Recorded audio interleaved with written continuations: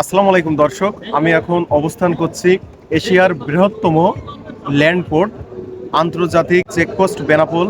আমার পিছনেই দেখতে পাচ্ছেন আন্তর্জাতিক প্যাসেঞ্জার টার্মিনাল। এখানে আগে দিনে 5 থেকে 7 হাজার পাসপোর্ট যাত্রী, কম করে 5 থেকে 7 হাজার পাসপোর্ট যাত্রী ভারতে প্রবেশ করত। Medical visa, tourist visa, business visa, আরও অনেক ধরনের ভিসায় তারা যাওয়া আসা করতো। এখন দিনে শুধুমাত্র 4 থেকে 500 পাসপোর্ট যাত্রী ভারতে প্রবেশ করে থাকে। ভিসার জটিলতার কারণেই কিন্তু এই সমস্যা দেখা দিয়েছে। সকালে ফার্স্ট টাইমে 6টা থেকে 7টার ভিতরেই বর্ডার ক্লিয়ার।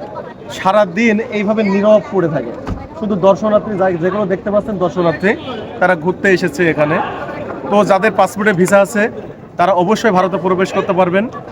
ভিসা না থাকলে আপনারা যেতে পারবেন না। অনেকেই হয়তো দূর থেকে ভাবেন যে বর্ডারে গেলে কোনো সমস্যা হবে কিনা। আসলে কোনো ধরনের কোনো সমস্যা নাই। যাদের ভিসা আছে তারা অবশ্যই ভারতে প্রবেশ করতে পারবেন।